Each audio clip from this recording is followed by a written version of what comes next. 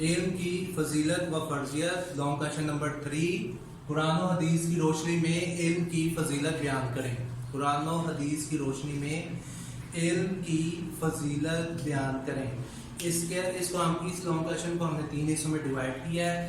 اس کے جو first half اور سیکنڈ ہاف ہے یہ ریسنٹلی لیکچر میں نے آپ کو کروا دیے ہیں. آج اس کے تھرڈ ہاف کے بارے میں ہم پڑھیں گے. تو سب سے پہلے اس کا تھرڈ ہاف جو ہے پیج نمبر 64 پر ہے. سب سے پہلے میں نے اس کو پوائنٹ میں مینشن کر دیا ہے. پہلا پوائنٹ ہے علم کی تلاش. علم کی تلاش. اسلام اپنے ماننے والوں کو یہ درس دیتا ہے، یعنی کہ اسلام جو ہے یہاں سے یہ لانگ کویشچن تھرڈ ہاف اس کا شروع ہو رہا ہے. اسلام اپنے ماننے والوں کو درس دیتا ہے کہ علم کی تلاش میں نکلو. ہمارا بیسکلی جو ہمارا مذہب جو اسلام ہے وہ ہمیں اس چیز کی ایڈوائس دیتا ہے، یعنی کہ علم کی تلاش میں نکلو اور حکمت کے موتی جہاں سے بھی ملیں انہیں حاصل کرو. حکمت کے یعنی کہ دانائی کے، عقل مندی کی، علم کی باتیں، دانائی کی باتیں جہاں سے بھی حاصل ہو، جہاں سے بھی ملے اسے حاصل کرو. آگے حکومت. دوسرا پوائنٹ کیا ہے؟ حکومت و سلطنت. قرآن مجید میں بھی ارشاد فرمایا گیا ہے کہ اللہ نے ہمیشہ حکومت و سلطنت سے اسی قوم کو نوازا ہے جنہوں نے علم پر برتری حاصل کی. جنہوں نے علم پر برتری حاصل کی، یعنی کہ جن کو علم و حکمت نے یعنی کہ برتری یعنی کہ علم و حکمت میں آگے نکل گئے. ہمیشہ اللہ نے حکومت اور سلطنت، حکومت پاور، سلطنت یعنی کہ جگہ اس قوم کو عطا کی ہے جنہوں نے یعنی کہ قرآن مجید پر عمل کیا، جنہوں نے اسلامی شریعت، اسلام کے اصولوں پر عمل کیا. ان کو اللہ نے حکومت و سلطنت سے نوازا. اور جب مسلمانوں نے ان چیزوں کو چھوڑ دیا تو وہ زوال کا شکار ہو گئے. آگے تیسرا پوائنٹ کیا ہے؟ ملائکہ پر فضیلت. ملائکہ کسے کہا جاتا ہے؟ فرشتوں کو. ریسنٹلی لیکچر میں بھی میں نے آپ کو بتایا ہے کہ اللہ نے جب حضرت آدم علیہ السلام کی تخلیق کی تو سب فرشتوں کو جمع کیا اور اللہ نے کیا کہا کہ حضرت آدم علیہ السلام کو سجدہ کیا جائے. حضرت آدم علیہ السلام کو سجدہ کیا جائے تو سب فرشتوں نے سجدہ کیا. اور بیسکلی آپ کو پتہ ہے کس بات پر سجدہ کیا؟ علم کی بنا پر. کیونکہ جو علم حضرت آدم علیہ السلام کے پاس ہے، انسان کے پاس ہے، وہ علم جو ہے وہ ملائکہ کے پاس بھی نہیں. تو انسان کو اشرف مخلوقات بھی صرف علم ہی کی وجہ سے کہا جاتا ہے، علم پر فضیلت کی وجہ سے کہا جاتا ہے. آگے پوائنٹ نمبر 4 زوال کا شکار.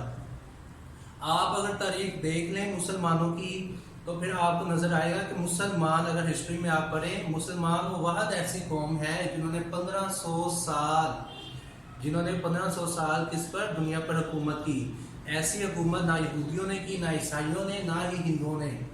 تو مسلمانوں تو پوائنٹ کا نیم کیا ہے؟ زوال کا شکار. یعنی کہ اللہ نے مسلمانوں کو ہمیشہ عروج سے سر بلند کیا. کس بیس پر؟ کس بنیاد پر؟ علم کی بنیاد پر. لیکن جب انہوں نے علم کی طرف سے یعنی کہ اپنی توجہ ہٹائی، جب انہوں نے علم کی باتوں کو چھوڑا تو کیا ہو گئے؟ زوال کا شکار ہو گئے، یعنی کہ نیچے آ گئے. حکومت اور سلطنت ان سے چھین لی گئی. کیوں؟ اب آپ کے سامنے خلفائے راشدین کا دور، حضرت عمر، حضرت ابو بکر صدیق رضی اللہ عنہ کا دور، حضرت عمر رضی اللہ عنہ کا دور، حضرت عثمان غنی رضی اللہ عنہ کا دور اور حضرت علی رضی اللہ عنہ کا دور. اگر ان کے ادوار حکومت کو دیکھا جائے، ان خلفائے راشدین کو دیکھا جائے، کس بیس پر انہوں نے یعنی کہ اسلامی نظام کو آگے ڈیلیور کیا، ان کے سلطنت اور حکومت کس بیس پر کی؟ علم کی وجہ سے. حضرت عمر کی مثال آپ کے سامنے ہے کہ 22 لاکھ مربع میٹر پر انہوں نے حکومت کی. کس بیس پر؟ علم کی بیس پر. قانون کا نظام انہوں نے متعارف کروایا، یعنی کہ کیلنڈر کا ہجری سسٹم جو ہے، ہجری کا جو نظام ہے وہ انہوں نے متعارف کروایا. سڑکوں کا نظام، پل کا، نہروں کا نظام، اور جس وجہ سے ہم بچے ہوئے ہیں پولیس کا جو نظام ہے وہ کس نے احتساب کا جو معاملہ ہے وہ حضرت عمر رضی اللہ عنہ نے متعارف کروایا. تو ہم دیکھیں کس بیس پر ان کو یعنی مسلمان کو برتری حاصل تھی؟ علم کی بیس پر. اسے اللہ نے فرمایا جب مسلمانوں نے یعنی کہ علم حاصل کیا، علم پہ توجہ دی، قرآن تعلیمات کو آگے رکھا، اسلامی شریعت کے اصولوں پر چلے تو ان کو سربلندی حاصل ہوئی. لیکن جب انہوں نے علم کی باتوں کو چھوڑا تو پستی کا شکار ہو گئے، زوال کا شکار ہو گئے. جیسے آپ کے سامنے ہے 1857 کی جنگ کے بعد مسلمان کیا بن گئے؟ غلام بن گئے. اگر پوائنٹ نمبر 5 صبح و شام. نبی صلی اللہ علیہ وسلم صبح و شام اپنے علم میں اضافے کے لیے بہت سی دعائیں کیا کرتے تھے. لیکن ان میں سے سب سے مصنون جو اہم جو ایتھینٹک جو دعا ہے وہ کون سی ہے؟ اللہم انی اسألک علما نافعا، اللہم انی اسألک علما نافعا، جیسے میں نے یہ پوائنٹ میں بھی مینشن کر دیا ہے، نفع دینے والا علم، یعنی کہ اللہ سے وہ یہ دعا فرماتے ہیں کہ اے اللہ مجھے نفع دینے والا علم عطا فرما، ایسا علم عطا فرما جس میں مجھے فائدہ ہو۔ بعض اوقات انسان دعاؤں میں کچھ ایسا اپنے لیے برا مانگ بیٹھتا ہے، اس لیے خدا سے ہمیشہ وہ مانگنا چاہیے جو ہمیں فائدہ دے۔ جیسے ہیکرز ہیں، اب ان کے پاس علم ہے، وہ واٹس ایپ پر ٹھیک ہے آپ کا جو یعنی کہ پرائیویٹ جو ڈیٹا ہے ٹھیک ہے، جو آپ کے اکاؤنٹس ہیں، یہ ہیکر کیا کر لیتے ہیں، چوری کر لیتے ہیں۔ وہ کس کے ذریعے؟ اب یہ بھی تو ایک علم ہے، لیکن یہ علم جو ہے وہ نفع والا علم نہیں۔ یہ جو علم ہے جیسے چور بڑی ٹیکنیکس لگا کے ٹھیک ہے، آج کل کیمروں سے بھی بچ کر چوری کر جاتی ہیں، ڈکیٹی کر جاتی ہیں ٹھیک ہے، دہشت گردی کا نظام بھی آپ کو کس بنا پر ہے؟ علم کی بنا پر ہے، لیکن یہ علم کیا ہے؟ نقصان دہ علم۔ اس لیے اللہ سے ہمیشہ نفع دینے والے ایسا علم کی درخواست کرنی چاہیے جو نفع دے، فائدہ دے۔ تو نبی پاک بھی صبح و شام اللہ سے نفع دینے والے علم یعنی کہ فائدہ دینے والے علم کی درخواست کرتے تھے۔ آگے پوائنٹ نمبر 7، حاصل کلام۔